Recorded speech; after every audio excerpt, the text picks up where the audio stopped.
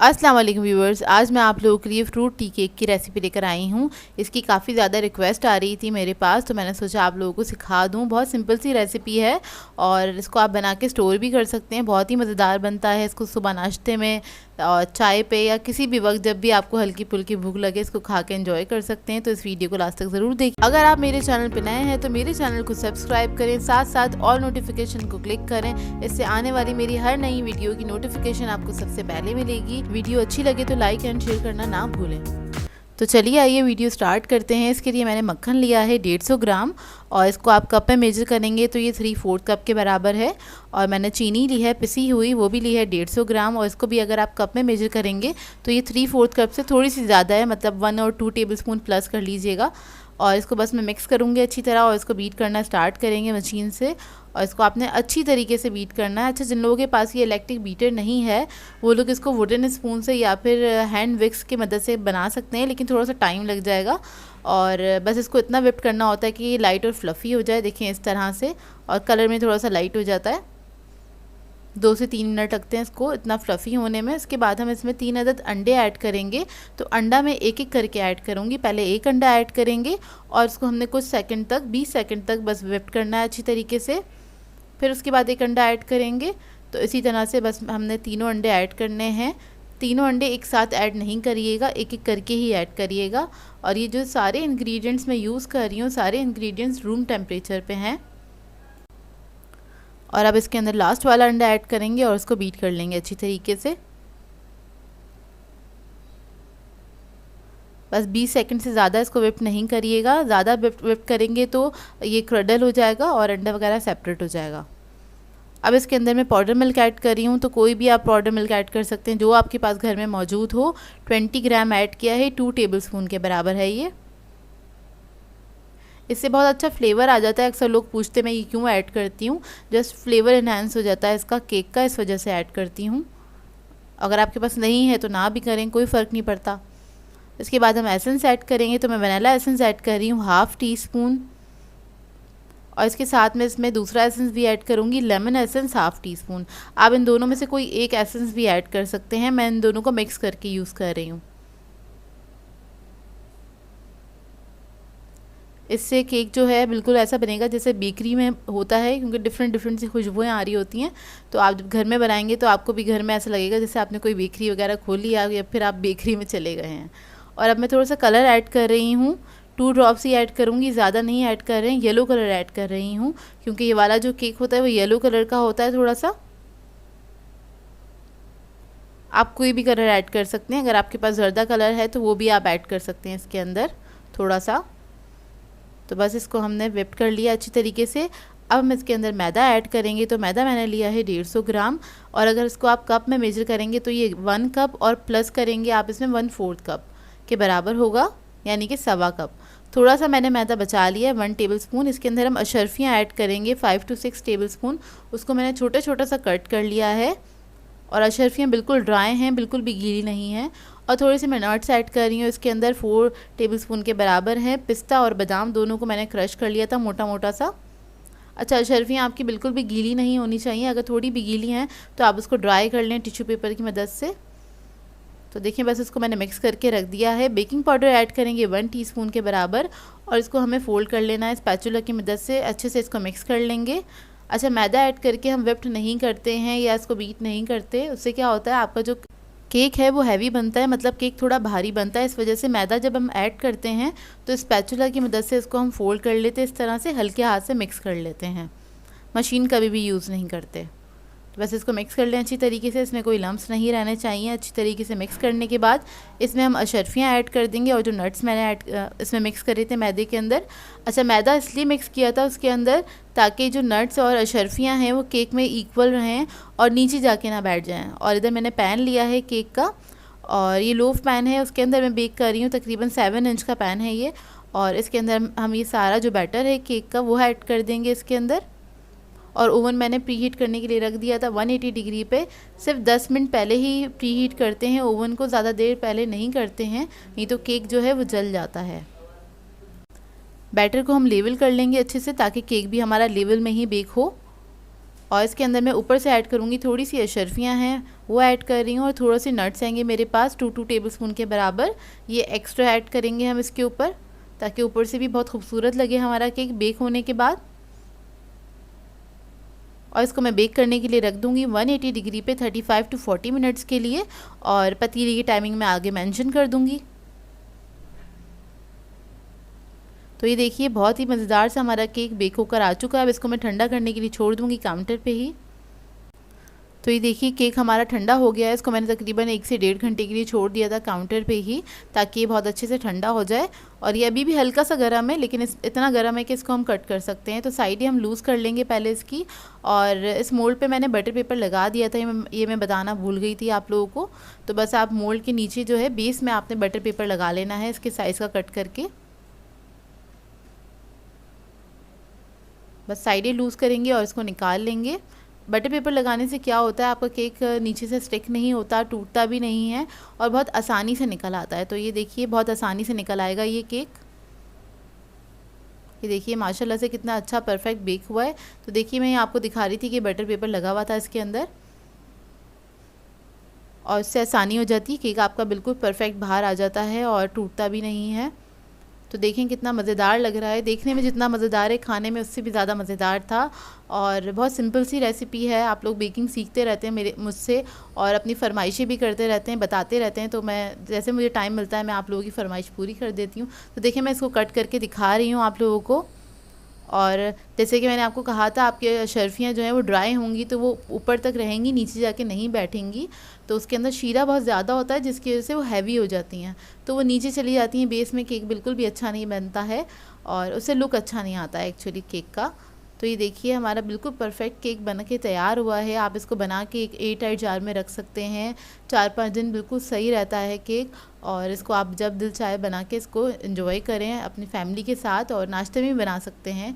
तो ये देखिए कितना सॉफ्ट बना है, बहुत ही सॉफ्ट बना था, बहुत मज़ेदार बना था। मेरे घर में बहुत जल्दी ख़त्म हो गया, जिस दिन बना था उसी दिन ख़त्म हो गया, क्योंकि बहुत ही मज़ेदार बनता है ये केक और सभी का फेवरेट होता है। अब बेकरीज़ वगैरह पे जाते हैं आप लोग, ख़रीद के लाते हैं, तो ख़ुद भी बनाइए, ट्राई कीजिए और मुझे इसका फीडबैक ज़रूर दीजिएगा। आज मैं आप लोगों के लिए ज़ीरा बिस्किट की रेसिपी लेकर आई हूँ, और ये मैं आप लोगों को बटर से नहीं घी से बनाना सिखा रही हूँ। और बहुत ही आसान रेसिपी है, बहुत जल्दी बन जाते हैं, लेकिन ये सभी के फेवरेट होते हैं। हर कोई इसको टी टाइम के साथ खाना पसंद करता है। मैं भी बचपन में बड़े शौक से खाती थी और आज भी खाती हूँ। तो वीडियो को लास्ट तक ज़रूर देखिएगा। तो चलिए आइए वीडियो स्टार्ट करते हैं। तो इसके लिए मैंने लिया है घी हमारा सेमी सॉलिड होना चाहिए, 125 ग्राम के बराबर है। और ये आधा कप से थोड़ा सा ज़्यादा है, मतलब आधा कप लीजिएगा, उसके अंदर 2 टेबलस्पून और ऐड कर दीजिएगा, लेकिन इतना ही मतलब लिक्विड ही होना चाहिए, तभी आपने इसको मेजर करना है। इसके बाद हम शुगर ऐड करेंगे इसके अंदर, पिसी हुई चीनी 60 ग्राम ली है शुगर मैंने। और जब आप कप में इसको मेजर करेंगे तो आप 1/4 कप लेंगे, और उसके अंदर 2 टेबलस्पून और शुगर ऐड करेंगे, तो ये आपकी हो जाएगी 60 ग्राम के बराबर। तो इसको बस मैं बीट कर रही हूँ अच्छी तरीके से, 1 से 1.5 मिनट तक अच्छे से बीट करूँगी।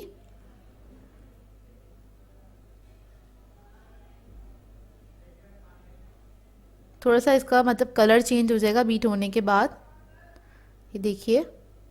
फिर मैं इसमें ऐड करूँगी ज़ीरा 1.5 टीस्पून, और सॉल्ट हम ऐड करेंगे 1/2 टीस्पून। सॉल्ट जो है आपका दानेदार होना चाहिए, पाउडर फॉर्म वाला जो सॉल्ट होगा वो नहीं ऐड करिएगा, क्योंकि बिस्किट्स खाने में हल्का हल्का सा जो सॉल्ट आता है ना, तो वो दानेदार वाला जो सॉल्ट आता है उसी से टेक्सचर आता है उसका। फिर हम अंडे की जर्दी ले लेंगे, तो हमें आधी अंडे की जर्दी लेनी है। इसको पहले मैं फेंट लूँगी, थोड़ा सा मिक्स कर लेना है इसको, और इसके अंदर से आप आधी ले लीजिएगा अंडे की जर्दी, इसके अंदर ऐड कर दीजिएगा।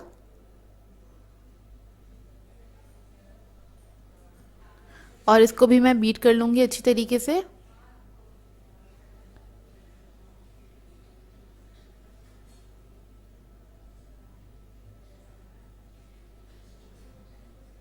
तो ये देखिए इसको तकरीबन आपने 1 मिनट तक बहुत अच्छे से बीट करना है।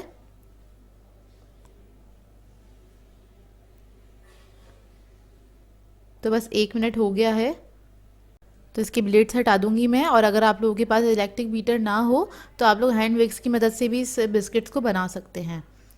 तो अब इसके अंदर मैं मैदा ऐड कर रही हूँ 150 ग्राम। तो आप लोग क्या करेंगे, 1 कप मैदा लेंगे और उसके अंदर 1/4 कप मैदा और ऐड करेंगे, तो आपका ये 150 ग्राम मैदा हो जाएगा। तो इसको बस मिक्स कर रही हूँ अच्छी तरीके से।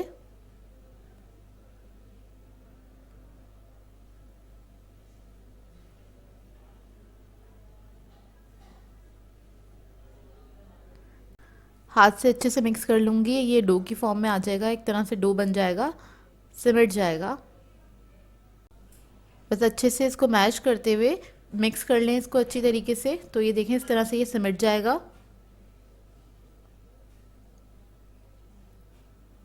और ये रेडी है। ये देखें इस तरह से होगा ये। अब हम इसके बिस्किट्स बनाना स्टार्ट करेंगे। तो देखिए थोड़ा सा क्रम्बल हो रहा है, मतलब डो फॉर्म में नहीं आ रहा। घी में बनाते हैं तो यही प्रॉब्लम आती है। तो आपने क्या करना है, इसके अंदर 1 टेबलस्पून दूध ऐड कर देना है और फिर इसको आप मिक्स कर लें अच्छी तरीके से। लेकिन अगर आप इसी बिस्किट की रेसिपी को बटर में बनाएंगे तो ये प्रॉब्लम नहीं आएगी आपको, उसका जो डो होगा वो बहुत स्मूथ होगा। तो ये देखिए स्मूथ हो गया है। अब इसको हम बेल सकते हैं, तो इतना स्मूथ होना चाहिए। तो मैं थोड़ा सा डो ले लूँगी, इसको हल्का सा स्मूथ करूँगी। ये देखिए इस तरह से। और फ्लोर पे हल्का सा हम मैदा डस्ट करेंगे और इसके ऊपर भी बहुत हल्का सा, और इसको मैं बेल लूँगी। हल्के से क्रैक्स आते हैं, लेकिन आप लोगों ने संभाल संभाल के इसको बेल लेना है।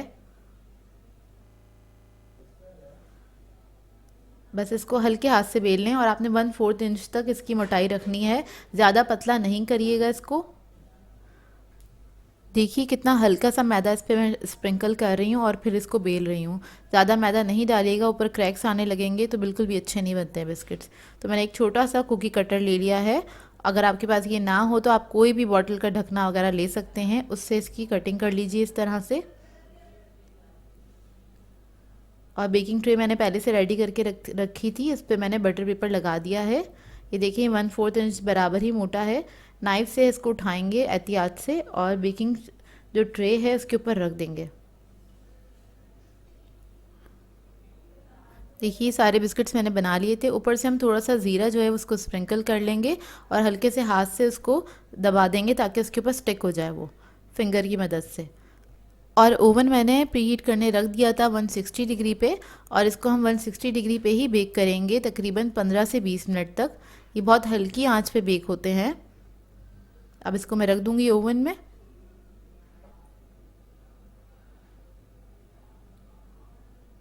तो ये देखिए बिस्किट्स हमारे बेक होकर आ चुके हैं। तकरीबन 16 से 17 मिनट लगे थे इसे बेक होने में। आप लोग देख लीजिएगा, आप अपने ओवन के हिसाब से इसको रख लीजिएगा। और इसको मैंने छोड़ दिया था ठंडा करने के लिए काउंटर पे ही। और ये बहुत मज़े के बिस्किट्स बनते हैं। ये देखिए बिल्कुल परफेक्ट कलर आया है। मैं आपको तोड़ के दिखाती हूँ, अंदर से इसका टेक्सचर देख लें। ये देखिए, इसको आप बनाइए, चाय के साथ एंजॉय करें। और इसको किसी एयर टाइट बॉक्स में करके रख सकते हैं आप लोग, काफ़ी दिनों तक फ्रेश रहते हैं ये। तो इसको आप जैसे ही ट्राई करें तो इसकी पिक्चर मुझे ज़रूर सेंड कीजिएगा इंस्टाग्राम पे, इसको मैं स्टोरी पे ज़रूर लगाऊंगी। व्यूअर्स, आज मैं आप लोगों के लिए कीमे की पेटीज़ की रेसिपी लेकर आई हूँ। इसे घर में बनाना बहुत ही आसान है, बहुत मज़ेदार बनते हैं ये पेटीज़। और इसको आप पार्टीज़ के अंदर बना के सर्व कर सकते हैं, बच्चों को लंच में भी दे सकते हैं, और वैसे भी टी टाइम पे आप इसको बना के एंजॉय कर सकते हैं। तो इस वीडियो को लास्ट तक ज़रूर देखिएगा। तो चलिए आइए इसके इंग्रेडिएंट्स नोट कर लेते हैं। तो इसके लिए मैंने कीमा लिया है 250 ग्राम, 1 पाव के बराबर बीफ मिंस लिया है मैंने। प्याज चाहिए होगी, मैं आधा कप चॉप कर लिया था इसको मैंने। नमक चाहिए 1/2 टीस्पून। रेड चिली पाउडर है हमारे पास 1 टीस्पून। हल्दी है 1/4 टीस्पून। ब्लैक पेपर पाउडर है हमारे पास 1/2 टीस्पून। तो इसके लिए मैंने एक पैन ले लिया है, इसके अंदर थोड़ा सा ऑयल ऐड करेंगे 2 टेबलस्पून। फिर मैं इसके अंदर ऐड करूंगी 1 टीस्पून लहसुन का पेस्ट और इसको हल्का सा फ्राई कर लेंगे। बस अच्छी सी खुशबू आने लगे इतना ही इसको फ्राई करना है। उसके बाद मैं इसमें ऐड कर दूंगी प्याज और इसको इसके साथ ही मैं सौते कर लूँगी थोड़ा सा। बस प्याज जो है हमारी ट्रांसपेरेंट हो जाए इतना ही इसको सौते करना है। फिर मैं इसमें कीमा ऐड कर दूंगी। कीमा ऐड करने के बाद इसमें तमाम मसाले ऐड कर देंगे हम और इसको मिक्स कर लेंगे बहुत अच्छी तरीके से। और फिर मैं इसमें ऐड करूँगी पानी, 1 कप पानी ऐड करके इसको मिक्स कर लें। और इसके बाद में इसको पकने के लिए छोड़ दूँगी लो टू मीडियम फ्लेम पे, जब तक ये गल नहीं जाता अच्छी तरीके से। तो ये देखिए आधा घंटा हो गया है, ये मीडियम फ्लेम पे इसी तरह से पक रहा था और इसमें बहुत हल्का सा पानी रह गया है। तो मैं इसको भून लूँगी बहुत अच्छी तरीके से। इसके अंदर पानी बिल्कुल भी नहीं होना चाहिए, मॉइस्चर नहीं होना चाहिए बिल्कुल भी। आप इसको बहुत अच्छी तरीके से भून लीजिएगा। इसको देखिए मैं इस तरह से प्रेस करके भून रही हूँ और ये भुन चुका है। तो हमें अब ज़रूरत पड़ेगी पफ पेस्ट्री डो की। ये मैं आपको बनाना सिखा चुकी हूँ, इसकी रेसिपी आपको मेरे चैनल पे से मिल जाएगी और मैं आई बटन में लिंक भी डाल दूँगी, आप वहाँ से भी देख सकते हैं। तो ये मैंने डो ले लिया है, तकरीबन ½ kg डो है ये, और इसको मैं टैप करके इस तरह से रोल कर लूँगी। इसको हम बेल लेंगे, जितना बड़ा हो सकता है उतना बड़ा हम कर लेंगे इसको बेल बेल के। तो देखिए इसको मैंने बेल लिया है, बड़े साइज़ का कर लिया है जितना मैं कर सकती थी। बहुत थिन नहीं करना है इसको और बहुत ज़्यादा थिक भी नहीं होना चाहिए। तो अब मैं इसकी बड़े साइज़ की स्ट्रिप्स कट कर लूँगी, तकरीबन 5 इंच की मैंने ले ली है। इवन साइज़ की इसी तरह से मैं कट कर लूँगी। तो देखिए इसको मैंने इसी के ऊपर रख दिया है ताकि इवन साइज़ की मैं स्ट्रिप्स को कट कर सकूँ और मैं इसी तरह से सारी स्ट्रिप्स कट कर लूँगी। और जो हमारी जो स्ट्रिप है, तो एक पेटीज बनाने के लिए हमें 5 इंच चौड़ी स्ट्रिप चाहिए और 6 इंच लंबी होनी चाहिए। देखिए कितनी मोटी है ये। अब मैं इन स्ट्रिप्स के अंदर से 5 इंच चौड़ी और 6 इंच लंबी स्ट्रिप्स को निकाल लूँगी इसी तरह से एक के ऊपर एक रख के, ताकि इवन साइज़ की हमें मिल जाए स्ट्रिप्स। ये देखिए अब इसके लिए मैंने एक अंडा ले लिया है, इसको फेंट लिया था और इसको हम लंबाई में रख के एक तरफ हमने एग ब्रश लगा दिया है ताकि हम इसको स्टिक कर सकें। कीमा हमारा ठंडा हो चुका है अच्छी तरीके से, तो बीच में बस हम कीमा रख देंगे तकरीबन 2 टेबलस्पून के बराबर।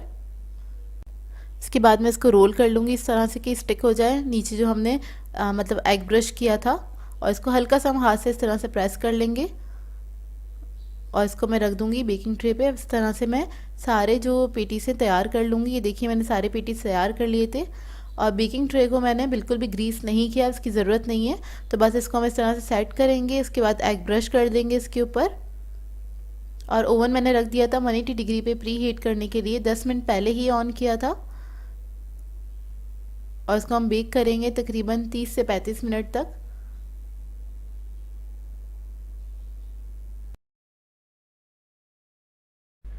तो ये देखिए हमारे पेटीज बेक हो गए हैं। अब इसको मैं ठंडा कर लूँगी।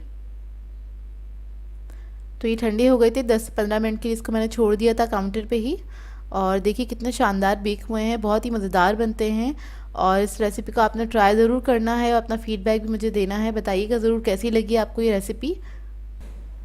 तो देखिए रेडी हो गए हैं और ये बहुत ही खस्ता बनते हैं, बहुत ही मज़ेदार बनते हैं। मैं आपको एक तोड़ के दिखा देती हूँ। देखिए करीब से लुक देख लीजिए, इसका आपको अंदाज़ा हो रहा होगा देखकर ही। और इसका पफ़ भी आपने ज़रूर ट्राई करना है, पफ़ पेस्ट्री डो। उसकी रेसिपी आप लोगों को मेरे चैनल से मिल जाएगी, तो उसको होममेड बनाइए और इन्जॉय कीजिए। पफ़ की बहुत सारी रेसिपीज़ मेरे चैनल पर मौजूद हैं, तो आप लोग वो भी ट्राई कर सकते हैं। व्यूअर्स, आज मैं आप लोगों के लिए बहुत मज़ेदार सी चाट की रेसिपी लेकर आई हूँ। दही फुल्की चना चाट सिखाने जा रही हूँ, जिसको घर में बनाना बेहद आसान है और ये बाज़ार से भी ज़्यादा अच्छी चाट बना के आप घर में तैयार कर सकते हैं। शाम के टाइम पे बना के इसको एंजॉय कर सकते हैं। तो इस वीडियो को लास्ट तक ज़रूर देखिएगा। तो चलिए आइए वीडियो स्टार्ट करते हैं। तो सबसे पहले हम इसके अंदर बनाएंगे खट्टी मीठी सी एक चटनी। उसके लिए हमें चाहिए होगा आधा कप इमली का पल्प। ये थिक पल्प है तो मैंने आधा कप लिया, अगर आपके पास थिन हो तो 1 कप ले सकते हैं। फिर हम इसके अंदर ऐड करेंगे गुड़। गुड़ मैंने लिया है आधा कप, वो ऐड कर देंगे इसके अंदर। और ये बहुत क्विक सी चटनी है, इसको बनाने में ज़्यादा टाइम नहीं लगता, 2 से 3 मिनट के अंदर बन के तैयार हो जाती है। बस आपको इसको इतना पकाना है, गुड़ जो है हमारा अच्छे से डिज़ोल्व हो जाए, इतना ही पकाना है। थोड़ा सा हाई फ्लेम पे पका लेंगे। मैं इसको हाई फ्लेम पे बना लेती हूँ जब मुझे जल्दी होती है। मीडियम लो फ्लेम पे भी पका सकते हैं, तो आपको 5 मिनट लग जाएंगे। तो देखिए बस वो डिज़ोल्व होगा, थोड़ी सी ये थिक हो जाएगी, उसके बाद ये रेडी है। इसको रख दीजिएगा ठंडा होने के लिए। इसके बाद हमें चाहिए होगा फुल्कियाँ बनाने के लिए हमें चाहिए होगी मूंग की दाल का आटा 1 कप के बराबर। इसमें हम थोड़ा थोड़ा सा पानी ऐड करेंगे और इसका एक थिक सा पेस्ट बना लेंगे। जिस तरह से हम बेसन वगैरह की फुल्कियाँ बना रहे होते हैं, उसके लिए हमें चाहिए होता है उतना ही बनाएंगे थिक इसको। तो इसको हम मिक्स कर लेंगे थोड़ा थोड़ा सा पानी ऐड करके। बहुत ज़्यादा पानी नहीं जाता है, इसलिए मैं थोड़ा थोड़ा सा करके ही ऐड कर रही हूँ इसके अंदर पानी। और अच्छे से आपने इसको फेंट लेना है, क्योंकि जो भी आप दाल के आटे की फुल्कियाँ बना रहे होते हैं उसको आप जितने अच्छे से फेंटते हैं उतनी अच्छे ये बन के तैयार होती हैं। 1 से 2 मिनट इसको अच्छी तरीके से फेंट लीजिएगा। ये देखिए रेडी है। इसको मैं रख दूँगी कवर करके 2 से 3 मिनट के लिए, थोड़ा सा रेस्ट देना ज़रूरी होता है इसको।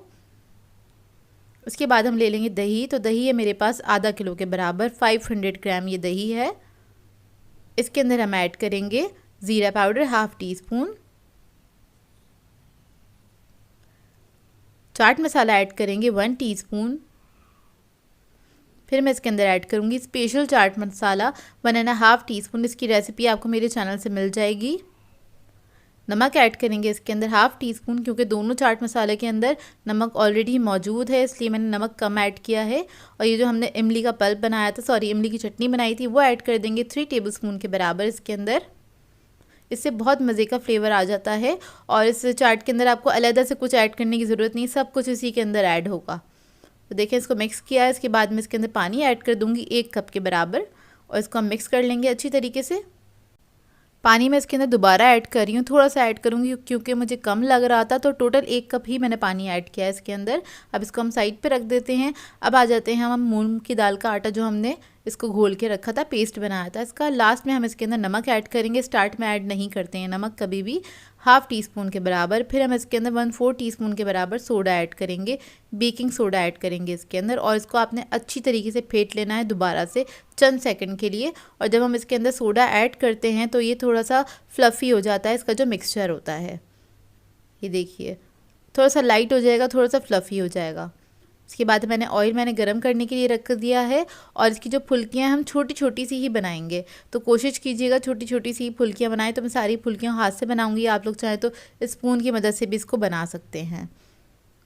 तो ये देखिए इस तरह से बस मैं फुल्कियाँ तैयार कर लूँगी। इसकी दोनों तरफ अच्छे से कलर आ जाएगा तब हम इसको निकाल लेंगे। तो मैं क्या करूँगी, इसको मुस्तकिल इसमें चमचा चलाती रहूँगी ताकि इसका जो कलर है इवन है इसके ऊपर। तो ये देखिए अच्छे से कलर आ गया है इसके ऊपर, लाइट गोल्डन ब्राउन। अब इसको हम निकाल लेंगे और निकालने के बाद क्या करेंगे, डायरेक्ट इसको हमने दही के अंदर डाल देना। इसलिए हमने इसके अंदर पानी थोड़ा सा ज़्यादा ऐड किया था ताकि ये दही के पानी के अंदर ही सोख हो जाएं और अंदर तक अच्छे से फ्लेवर आ जाए इसके अंदर दही के। तो देखें दही के अंदर ऐड करने के बाद आपने 10 से 15 मिनट छोड़ देना है, फुल्कियाँ सॉफ्ट हो जाएंगी। और इसको आपने जिस सर्विंग डिश में निकालना है सर्विंग डिश में निकाल लीजिएगा और इसको आपने अच्छे से ठंडा करना है, फिर सर्व करना है। लेकिन सर्व करने से पहले हम इसके अंदर क्या ऐड करेंगे, हम चिकपीज़ ऐड करेंगे। बॉयल हुए हुए थे मेरे पास, 1 कप के बराबर ले लिए हैं, वो मैं ऐड कर दूंगी इसके अंदर। ऊपर से ही सारी चीज़ें जाएंगी। प्याज ले ली है मैंने 1 अदद, उसको स्लाइस कर लिया था, वो ऐड कर दिए इसके अंदर। थोड़ा सा हरा धनिया ऐड कर देंगे इसके ऊपर। ये जो इमली का सॉस बनाया था हमने वो ऐड कर देंगे इसके अंदर।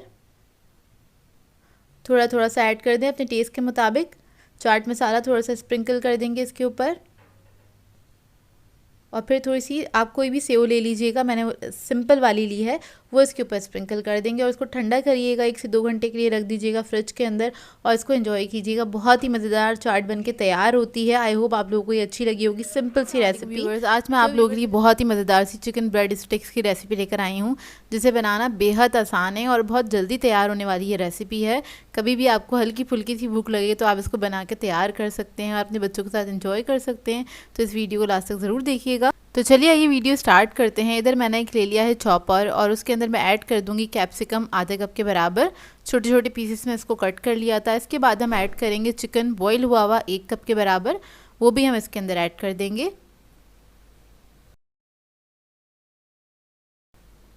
फिर मैं इसके अंदर ऐड करूंगी black pepper 1 teaspoon, salt ½ teaspoon, red chilli powder ½ teaspoon, chicken powder है हमारे पास ½ टीस्पून। तो ये चारों चीज़ें इसी के अंदर हम ऐड कर देंगे।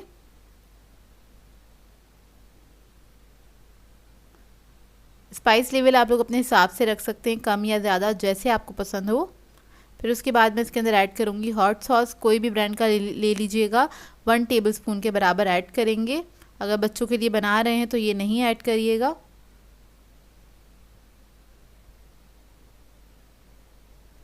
फिर मैं इसके अंदर ऐड करूँगी मेयोनीज़, तकरीबन 4 टेबलस्पून के बराबर मेयोनीज़ ऐड करेंगे इसके अंदर। मेयोनीज ऐड करने के बाद इसको हमने पीस लेना है, बिल्कुल बारीक पेस्ट सा बना लेना है इसका। तो देखिए इसको मैंने पीस लिया है, इतना बारीक ही पेस्ट बन गया है। ये देखिए ऐसा होना चाहिए कि आराम से स्प्रेड हो सके। अब इसके बाद हमें चाहिए होंगे कुछ ब्रेड के स्लाइसेस, और ये जो हमने पेस्ट बनाया था ये हम इसके ऊपर स्प्रेड कर देंगे थोड़ी अच्छी क्वांटिटी में। अच्छा, बिल्कुल बारीक पेस्ट नहीं है, हल्का सा दाना होगा इसके अंदर, लेकिन इतना है कि आप इसको आराम से स्प्रेड कर सकते हैं ब्रेड के ऊपर। तो इसको आपने स्प्रेड कर देना है अच्छे से, और दूसरे स्लाइस से इसको कवर करेंगे और हल्का सा प्रेस कर लेंगे। फिर उसके बाद हम इसके स्टिक्स जो हैं वो कट कर लेंगे। अच्छा, ये बच्चों के लिए बड़ा आइडियल रहेगा। जो बच्चे वेजिटेबल्स नहीं खाते हैं, मुंह में आती हैं तो ज़ाहिर सी बात है बच्चे निकाल देते हैं, जो छोटे बच्चे होते हैं उनको आप इस तरह से बना के दे सकते हैं, उनको पता भी नहीं चलेगा इसके अंदर है क्या, और वो इसको खा भी लेंगे।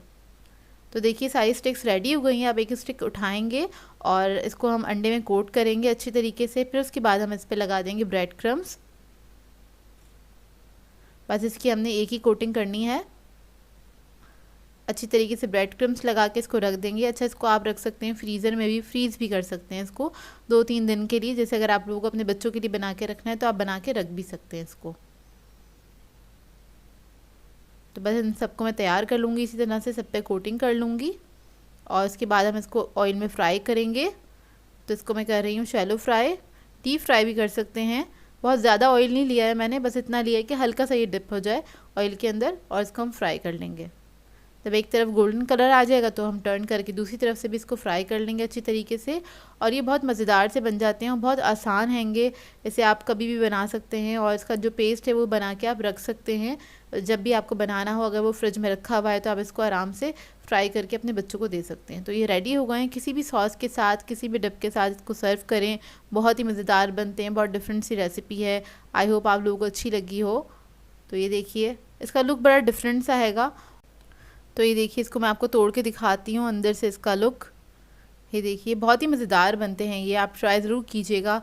और बहुत सिंपल सी रेसिपी है, तो आप लोग जल्दी से ट्राई कर लेंगे इसको। ज़्यादा इंग्रेडिएंट्स भी नहीं है इसके अंदर, और ट्राई करें तो अपना फीडबैक ज़रूर दीजिएगा। सो व्यूअर्स, अगर आप लोगों को मेरी रेसिपीज़ अच्छी लगती हैं तो मेरे चैनल को सब्सक्राइब करें, लाइक करें, कमेंट ज़रूर किया करें, शेयर भी ज़रूर किया करें अपने फ्रेंड्स के साथ, फैमिली के साथ। तो मुझे अपनी दुआ में याद रखिएगा। अल्लाह हाफ़िज़।